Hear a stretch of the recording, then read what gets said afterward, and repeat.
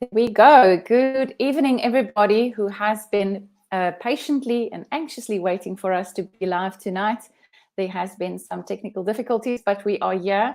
And tonight I have a fantastic guest that's with me on this series of becoming.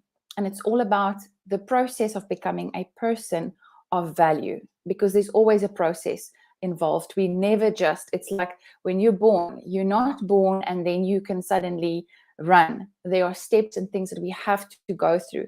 And even though we want to skip some of those because they feel hard and long and harsh and tight, we have to go through those things. So tonight's guest is going to be so brutally honest with us about her journey. And I know that you guys are going to fall in love with this beautiful woman. So what I want you to do is, we are currently live on Facebook, on my personal profile and on my page. I would like you to hop onto my page, Chantell Davis, to go on there. And then we're also live on the YouTube channel, Chantell Davis. And then I want you to share it. I want you to tag your friends.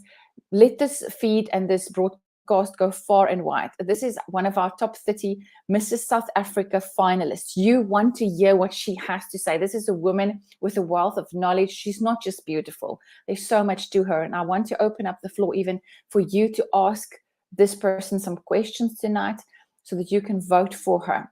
All right. So what I want you to do is comment. I already see some comments on there. People from Kenya are jumping on. All right. So let's get this far and wide all over the globe. And you can just tag, you can share, you can comment. I'm going to bring some of your comments on the screen as well. But without any further ado, I want you to put your virtual hands together for my exciting, most beautiful, soft-hearted, very kind, and a lady who's going to go to great heights. And her name is Nadia Aboud.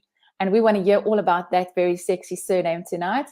But I'm going to bring on Nadia Aboud, and we're going to give her a warm welcome to this live stream. Hello, Nadia.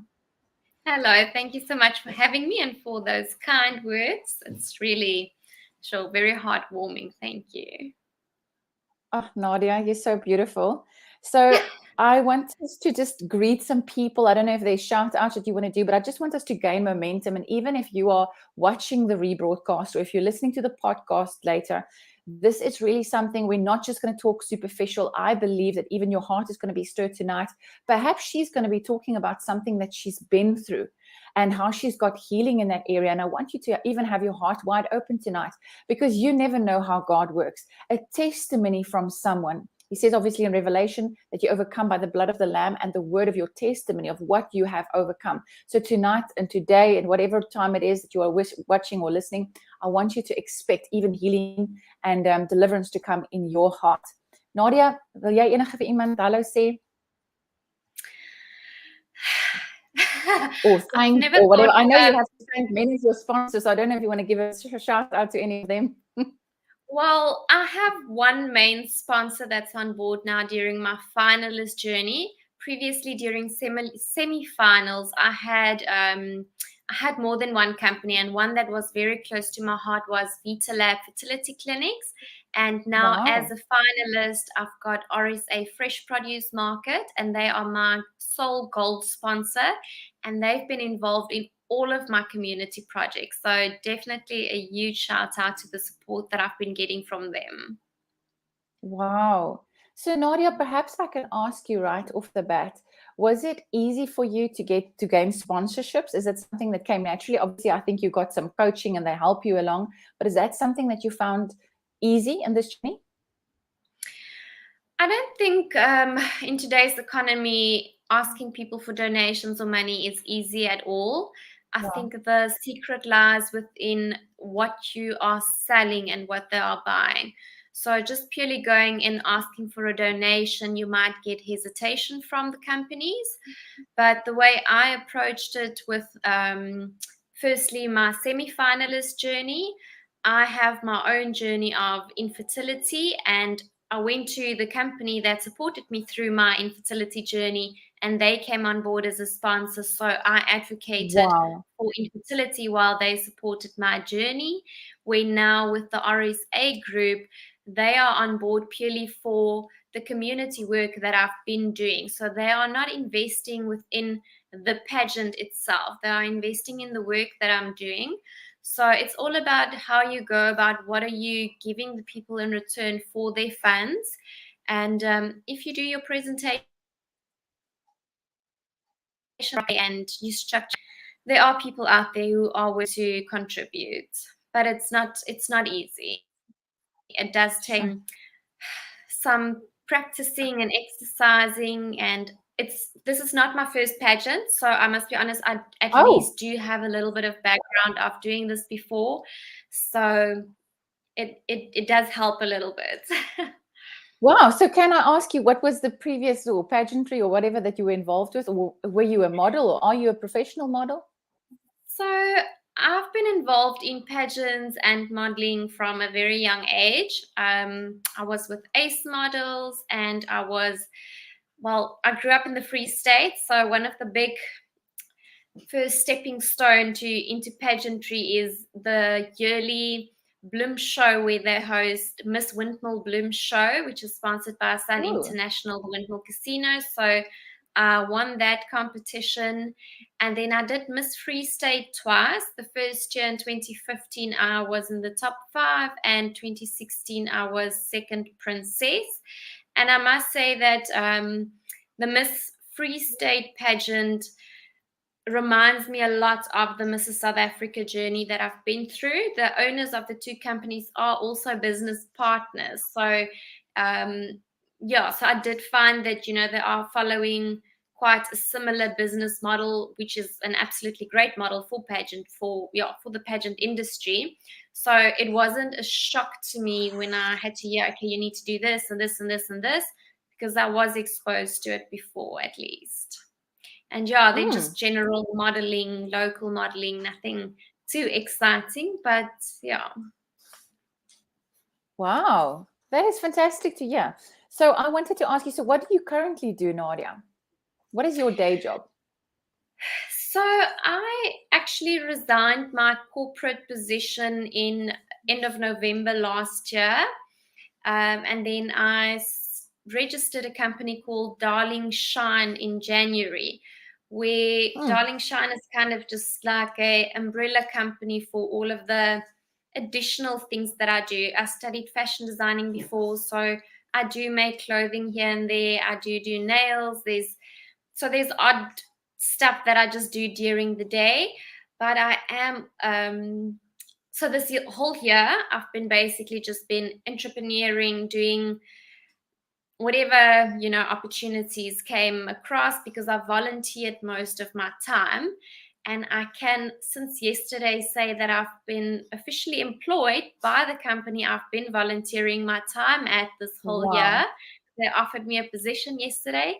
So from the 1st of November, I will be employed by the NGO that I've been involved with for quite some time. So that was one of my main goals, and very happy about it. Wow, congratulations. I'm so happy for you. And I think there's even a story in that, because you served, you volunteered, and then you worked towards something. So I think even for younger people, there's such a principle in that some of them don't immediately get a job, but then what do we do with our time?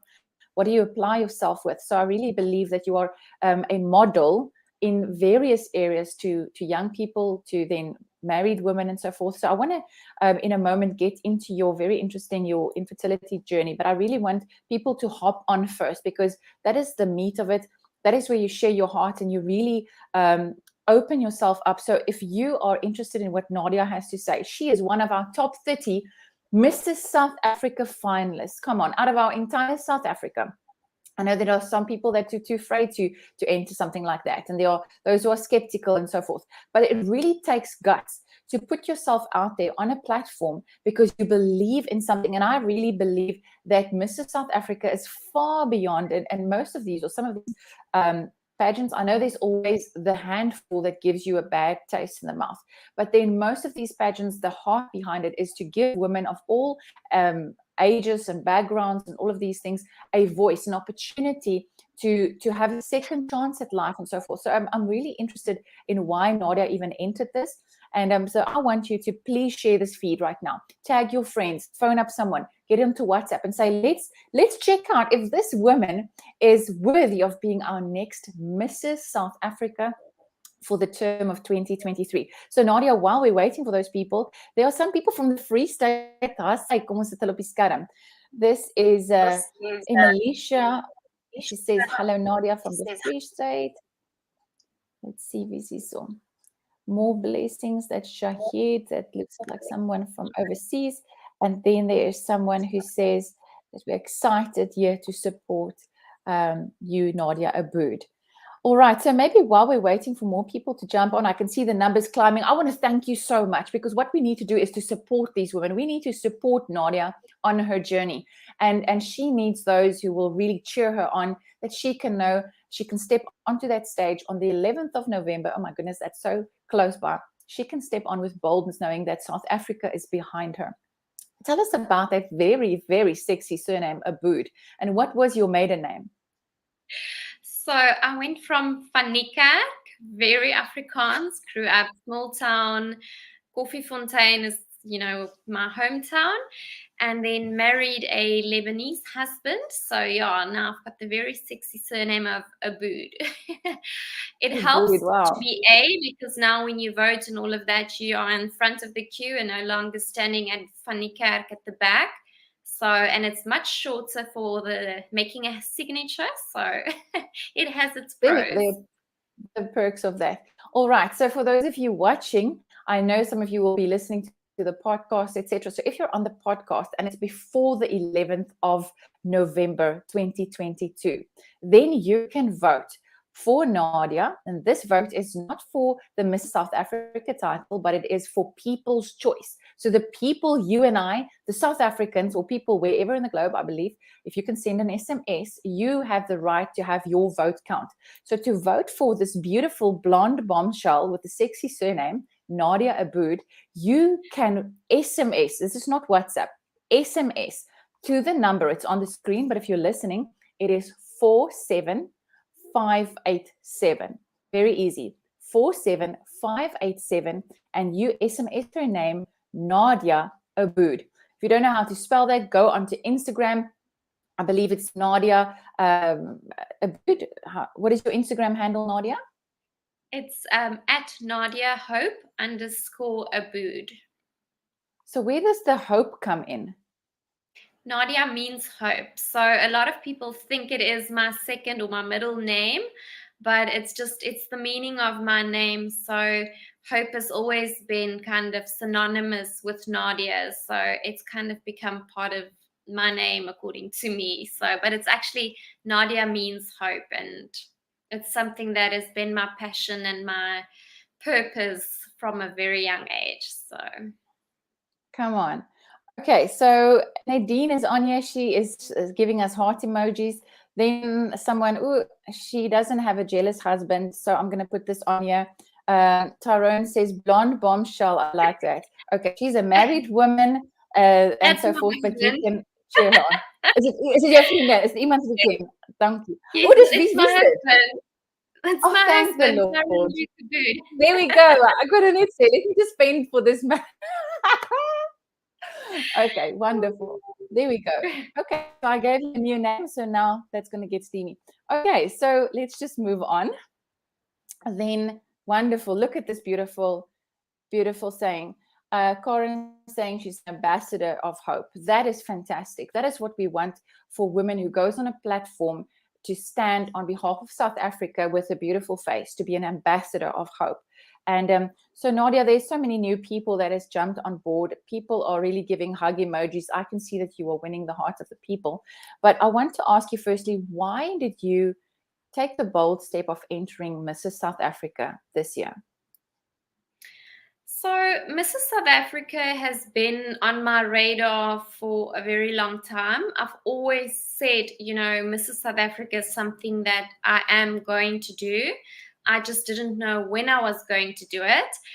The plan was, because when you envision, or when I envision Mrs. South Africa, you always see, okay, married woman, successful, stable career. She's got about 2 kids, 3 dogs, picket fence, the whole story.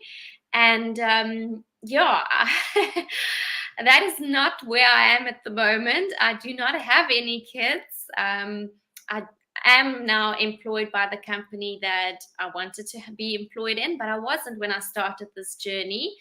But the timing was just perfect. So I just finished a journey, well, not finished, but I decided to take a break from a very traumatic journey that I had after struggling with infertility and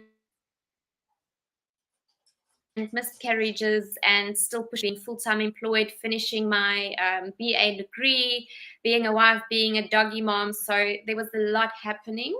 And I just decided to take a break from December. And in March, Mrs South Africa's advert popped up, and it was actually the last day to enter. And I just felt, okay, Wow. maybe this is the time to say, okay, this year, even though nothing is according to what I planned, this is exactly the time that I need to enter. So yeah, it's been an amazing journey. So Nadia, if you look back now at that very first YouTube 30-second entry, and you look at the woman who's here a week and a half or 2 weeks away from the finals, can you see growth in yourself? Oh, most definitely. So my preparation for this journey was because I do have a background of modeling, it was not really having to practice how to walk in heels or, those type of things. I knew that if I wanted to achieve something, I needed to do a lot of introspection. You need to know exactly who you are and what you stand for and what your Powerful. opinions are. And when you are younger, you actually know all these things, but then you grow up as an adult and you become someone's employee, you become someone's wife, you become something, and then somewhere in between, you actually have no idea who you are anymore. So I needed to go back to the drawing board and rediscover what is it that I like? Do I like the color pink? And why do I like the color pink? What is my opinion on legalizing prostitution? And why is that my opinion? Any and everything, from, even if it sounds irrelevant, I have Absolutely. this thick pack of papers of me just questioning myself on just seeing what is my opinion on stuff. So that was my main focus, was to get to know myself on a much more deeper level. And I think with that, it just really broadens your mindset, and there's a whole lot of growth that happens during that process. And I must also commend the Mrs South Africa management. Every Friday, we have an hour and a half session with some kind of a mentor who helps you, even if it's business skills, if it's marketing skills. They do offer a lot of development workshops that we attend every Friday, which really does make a huge impact. Wow. So Nadia, if I can ask you, if someone is part of the Mrs South Africa finalists and they are working a full-time job where the employer is they are all right with the fact that this person is in the pageant and they're close to the finals, but how do you, as a working person or an employed person or in a corporate position, make time for everything that this pageant requires of you, especially closer to the end? So I think it all comes down to planning. I mean, you do get your schedule in advance. So we already knew when the crowning event was taking place, when pageant week will happen, when all of these things will happen. So it merely comes down to having the discussions with your employers in advance to make sure that they understand what are the schedule going to be like, what can be expected. Maybe you can work in some extra hours before the time, or even work remotely to still, maybe quickly sit at night when you have a gap, do some emails. But there's always some way to compromise. You do have the schedule in advance to be able to plan accordingly. Awesome. I think that's great knowledge for someone to have that might have been biting their nails. They have this inward dream and desire that they wanted to enter. And I know the entries are going to open soon, but then they thought, how on earth am I going to do this to fit it in? So there's always a means to an end. When I believe that you've got a strong goal, your why is strong enough, then you will make it happen. So Nadia, can we get to the part where you and Tyrone, how long have you guys been married? 3.5 years now. Wow. Wonderful. Married and just before COVID struck. Wow. Wow. So your infertility journey, would you mind sharing with us about that? And you said you had miscarriages and things like that. And what is happening at the moment? Would you mind sharing? Because I believe there are so many women and some are suffering in silence, and you are really going to be a voice of hope for them. Yeah, so that was also one of my focus and reasons when I entered Mrs South Africa, was to speak up about infertility. Firstly, because it is people say it's a taboo topic, but I don't necessarily think it is because it's taboo. I think it is a hurtful thing to speak about. It's not a nice thing to speak about. So we rather keep it to ourselves, because also people in general do not know how to respond to people who are mourning. Should it be a child's death, a miscarriage, a parent, people do not really know how to respond to that. So they say stuff that they shouldn't say, which makes it worse. So then we rather keep quiet. And I think that's a huge reason why there is this huge silence around speaking about the topic and not acknowledging that life. And then it also comes into people not classifying it as a life when you don't reach the 3-month benchmark. So, so my journey began, so I felt pregnant. I felt like it was, it wasn't even a planned pregnancy. It was just like this miracle thing. I'm pregnant. Everything was going great. We went through Christmas and baby got Christmas gifts already, even though baby was not, it was, at that stage we were about 2 months.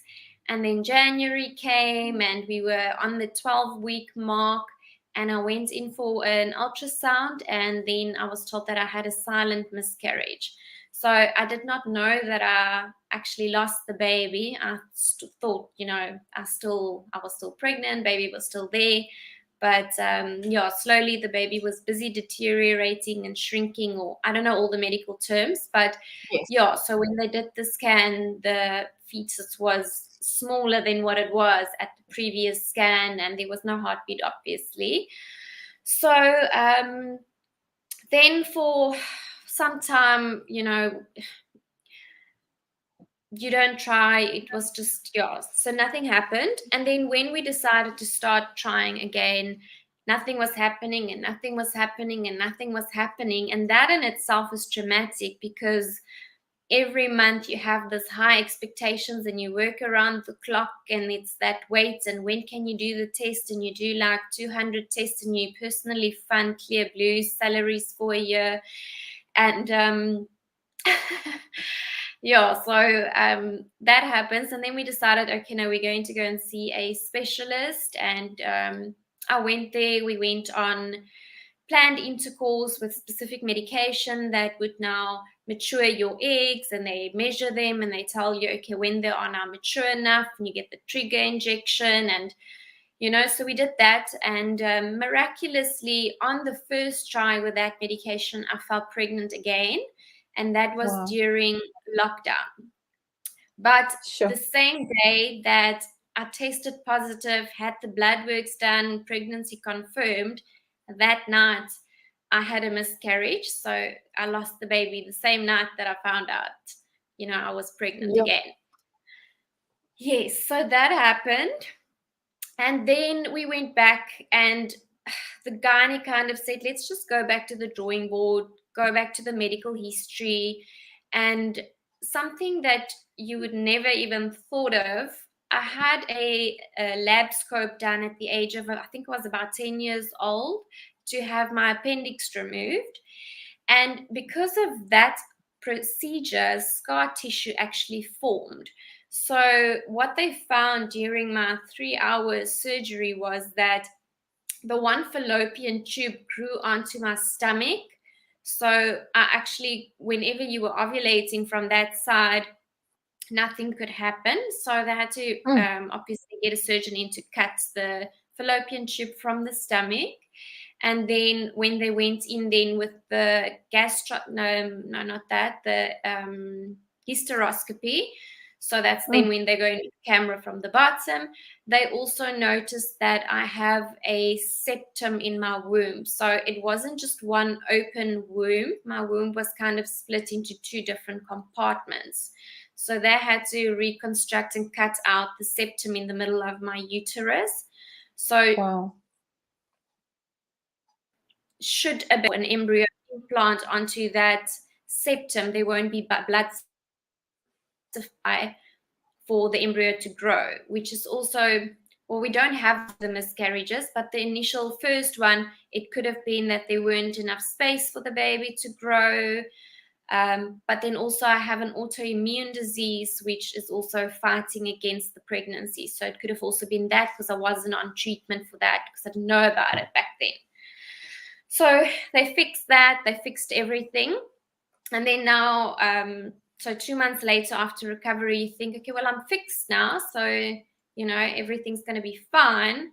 And then nothing happens, and nothing happens, and nothing happens.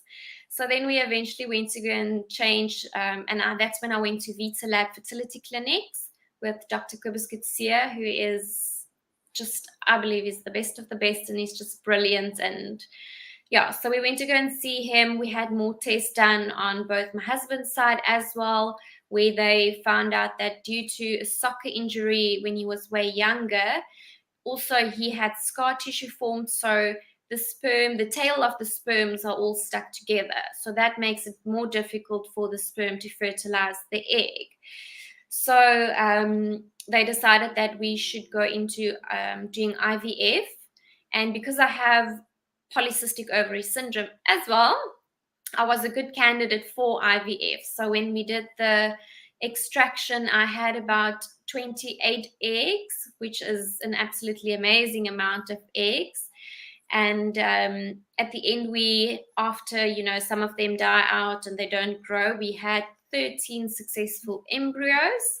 Wow. And we implanted the first one, which unfortunately, I was one of 2 ladies from the 10 who did their transfers that month whose results were unsuccessful. So that dreaded phone call that the embryo did not implant into the womb. It's a perfect embryo. We did the genetic testing, everything.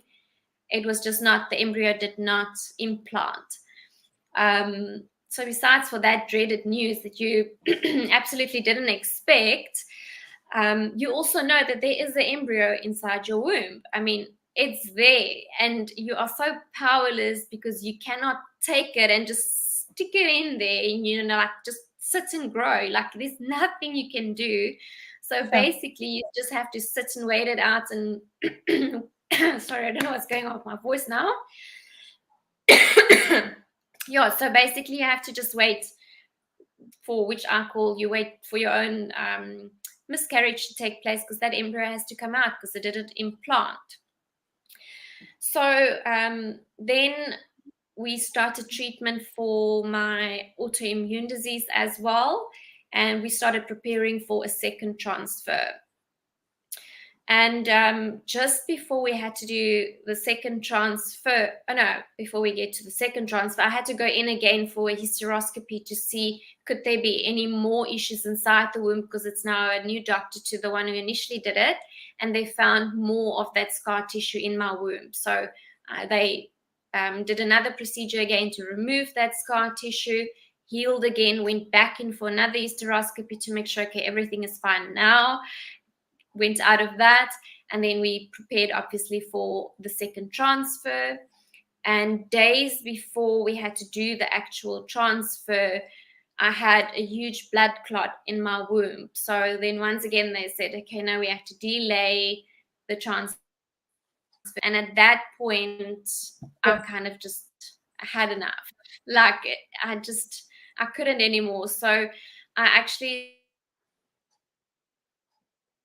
PTSD, which is post-traumatic stress disorder, and my adrenaline levels was really just extremely high the whole time, because you keep on expecting the worst to happen, to a point where like your body is in fight or flight mode the whole time. I would open my sliding door to let the doggies out to go and just go for a wee. And I would open the door and immediately imagine, okay, what if someone jumps over the wall? I'm not going to have time to go out, save my dogs, bring them in, close the door. I won't be able to save myself because I won't forgive myself for the dogs. So you go all loony. You literally lose your marbles during infertility. You, besides for the hormones, like it's just an absolute crazy roller coaster. So develop PTSD, major depression, where I did not know how I was going to get through the next day. I remember writing in my journal that I just wanted the world to just, because I was still full-time employed and in my final years of studies, and I just wanted the world to just stop, let me just recover, and then let's continue again. But the world just keeps going on. It keeps turning. Nothing is stopping with never mind what's happening in your life. So yeah, I still had to go and write final year exams like 2 days after miscarriages, and so it was very traumatic. And after that, I decided that maybe it's a good idea just to step away from all of this for a bit and just to become normal again, because you literally get so consumed by this journey that you are infertility at the end of the day. And I started a series called Fertility Chats with Vita Lab Fertility Clinic, where we are discussing with different doctors different things that can happen during infertility. So there's quite a few series that's available on YouTube. And that really also helped with healing, talking about it. So I must say the Mrs South Africa journey has really helped me to speak about it and to get healing on it. And so far that has been my my infertility journey up to now. And I feel a lot more at ease. I do get emotional about it still, because you still have that longing to have a baby of your own, and you have your moments, but I'm at a much better space or place than what I was a year ago. Nadia, I want to thank you so much for really being brutally honest with that, because apart from the expectation, the disappointment, I mean, all of those things, just disappointment alone can take people off of the track, the course for their lives. And I just wanted to share with some people here what disappointment really is. It's when you've got an expectation for your life, whether it's what your marriage will look like, what your career would look like, what your children will be one day. And then life happens and you might end up in an abusive relationship where you dreamed of being this princess bride since a small girl, and you thought that you're going to be carried on your hands, or your husband is just going to adore you, and then things is totally different. Or when you think you're going to have this baby in your arms, she actually had a foretaste a few times of being pregnant, but then this disappointment and you can do nothing about it. And what that does, it actually takes you into that deep pit of depression. And really, I believe that, yes, you can go on meds and all of these little things to help you and to mask the pain a little bit and so forth, but the reality still remains. All of those facts, and I think that's the difference, or the hard thing, when you're faced with medical reports. And some of you who are watching or listening right now who has had a medical report or an infertility report or whatever's been given, because that thing is in black and white, it ingrains itself in your mind, and it's hard to then stand on anything else but that, to separate yourself from that. But I believe that the truth of Jesus Christ trumps facts. So facts can always change. If you look at the news and so forth, today they've got a fact, but tomorrow it can change. And I really want to trust the Lord Jesus that Nadia will not be only a voice of hope that gives people's infertility a hope to say that you can endure this pain. But I want to believe that God is a miracle worker, and that where there were naysays, everything has been fixed now that could be fixed. And I want to believe with you, Nadia, that in the right season, when you're perhaps so focused on all these other things and you're forgetting about the pregnancy journey, that soon you'll be holding your miracle baby. And that will be such a great testimony of God's goodness in your life. But like she said, we first have to deal with things. We first have to talk about it, get healed, and so forth. And I really want to encourage someone who might be broken tonight, who might be hopeless. You have even given up on everything, even on God, because you're angry and you're frustrated. Yeah. I want you to give him a chance again, and just believe. So another question that I have for you, Nadia, is I don't want to go to something very lighthearted since we've been in this, and I know that I see there's many comments. Let me put that on quickly as well.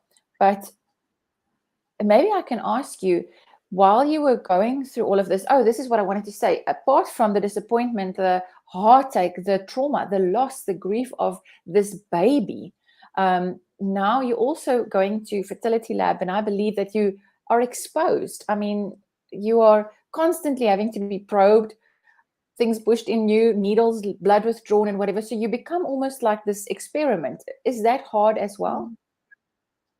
So something I can tell you is that I felt like a rape victim, because everything happens between your legs. I mean, I cannot tell you how many of those internal scans I've had, every procedure they've done, everything is going up in between your legs. So at some stage, it really feels like, even though, I mean, they're doing it because they want to give you this baby, that becomes your space of trauma. So it really does. There's a whole lot more to infertility than just the loss and the heartache and the desires. And I mean, that affects your marriage as well. I'm not going to lie. I mean, it puts a huge, huge test on your marriage to, I mean, you're dealing with a whole lot. Wow. So maybe, and I think one day one must actually do question the father. And in this case, you might say, but we don't have a child. But I believe that you're a mom of your children and so forth. So for the dad, because it's always the woman, I know it's our bodies who goes through everything and so forth, but he's just as involved.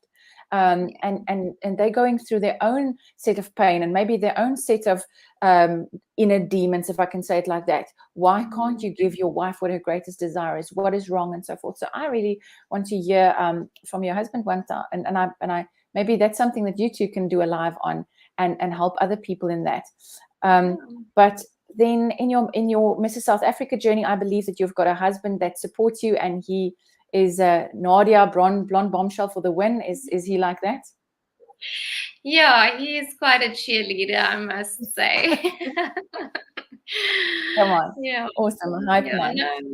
Yeah. It does. I must say, it does affect husbands. And I think they always feel like they need to be the strong one to support you, because it's you going through the physical, that we sometimes forget about the emotional stuff that they are also carrying. So, for instance, I'm going through the Mrs. South Africa journey, and even though he's joining me on it, I'm doing the talking about the infertility, so I'm getting the healing.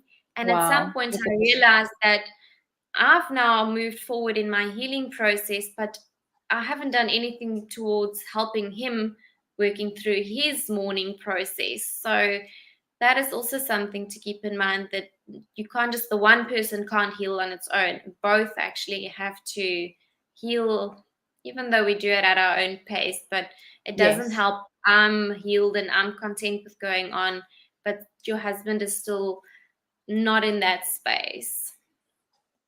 You are sharing nuggets and pearls of wisdom tonight. And it might seem to some people, come on, man, we want to hear pageantry, we want to hear beauty and all of these tips and so forth. But this is going far beyond, because listen, this is obviously the series of becoming a person of value. What is that process? And tonight, Nadia is on here, brutally honest, being authentic, telling you things that you would never hear.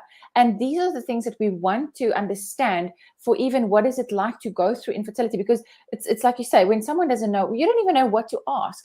You're so scared of saying something wrong that you maybe just keep quiet. Whereas that person, or with someone in mourning, whatever, they actually want someone to perhaps show interest if they're in a space where we want to talk, But I'm so glad that you're shedding light tonight. So totally off this topic, but I want to ask you, Nadia, in your the top 30 finalists, and I spoke to obviously Tasnim the other night as well, but how have you perceived all of the ladies that's now part of the top 30? Are you all friends? Have certain dynamics changed now that you're so close to the grand finale? Or how are things going between the interpersonal relationships? So, majority of the finalists are based in the Johannesburg area. We are about 5 ladies in KZN, and there's 1 lady from Cape Town. So I think each region, obviously, because you get to spend more time with the people in your region, so they kind of are more on a personal level friends, where all of us are on a WhatsApp group and everyone is supporting each other and chatting. But also, it is impossible to become best friends with 30 other women. That's just not in people's nature, and also not in my nature. So I'm not going to force myself to become best friends with someone that I have absolutely nothing in common with, where it doesn't feel natural. So, Yes. I mean, at all times you are respectful and you are helpful, but I don't think you have to feel obligated or fake this close friendship with all 30 people when maybe there's only 10 of the girls that you feel like, these are my people, we can relate, we come from similar backgrounds, we can see a future together. So all the girls are really genuinely nice. And I must say, today there's been 1 girl in Johannesburg that I haven't really been chatting to a lot, because I mean, they're in Johannesburg, I'm here, and she's been helping me with my ticket sales for the grand finale, which is part of our targets. And we're going to get into that. Yeah, it's really unexpected, and I'm really so thankful that someone who I hardly had 5 discussions with her before. Wow. And she's reaching out to help me, and she had no reason to. So yeah, I think there are really genuinely nice ladies out there. Yes, we are competing for the same title, and I do believe inside all of us, we all, it is unrealistic to say you want to see your sister succeed, but you also want it for yourself. So I'm going to lie if I have to say the people are not competing for the title. We all are. That's, Yes. I'm so glad, and it's so refreshing to just hear you speak the truth, because that's everyone's thinking that and no one wants to say that. So regarding ticket sales, you've got certain targets that you have to meet and so forth. So tickets, and then I heard you say an interesting word, prelim. Can you tell us what that is and how people can get involved in that? So the prelims are, on the 10th of November is our preliminary and judging day. So we'll start the morning with a 3-minute presentation that we have to present to the finalists and the judges about our journey, and that counts a certain percentage of your score. Then you'll go into your official 5-minute interview with the judges, which counts the biggest amount towards your final score. And in that night, you can buy tickets to attend the preliminary competition, which is at the same venue as the finals, which is at Emperor's Palace in the theatre. So we then have the opportunity to wear a dress that you feel makes you look best, because at the crowning or at the finals, you don't choose your own garments. So you might be putting something that is not flattering towards you, and you might feel like, it was because I was wearing the wrong dress. So at this prelim, sorry, there's bugs here now. At the prelims, you get to choose your own dress and swimsuit. So that also counts towards a certain percentage of your mark. So we'll all be on stage in our formal wear, in our swimwear, and all girls will have the chance to answer an on-stage question, which I think is great preparation for if you reach top 5 the next day, to just have already experienced that adrenaline rush and having to answer something like this on stage. So yeah, that's what's happening at the preliminary competition. And then they're also doing the category awards, where People's Choice, Mrs. Photogenic, all of those awards get awarded on the preliminary night on the 10th of November. Wow, I'm so thankful. Yeah, I never knew any of this. All right, so basically, and when is the top 5 announced then? Only on the 11th, or Yes, do you already so go the home that 11th night or go to bed is knowing? the finale, but and everyone thinks the crowning night, the finale, counts the most amount of marks or score, but 90% of your score is already done by the 10th. So 10% of your score is Sure. crowning night. So they'll announce the top 10 at crowning, and it's going to be an amazing performance, theatre production.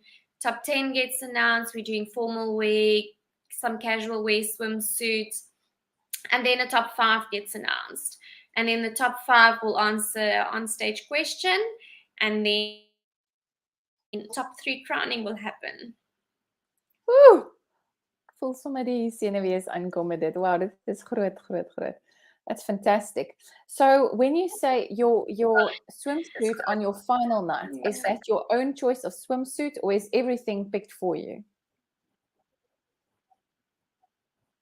So previously, the swimsuits were also sponsored items, but this year they did decide that, you know, I know what I feel comfortable in when I have to walk around in a swimsuit. So they gave us the opportunity to choose our own swimsuits, and they just gave us a specific color that we had to go with. So swimsuit is your own, but there is a sponsor that's sponsoring kaftans that we'll be wearing over the swimsuits. So everyone will wear their own swimsuit within the sponsored kaftan that's covering a little bit.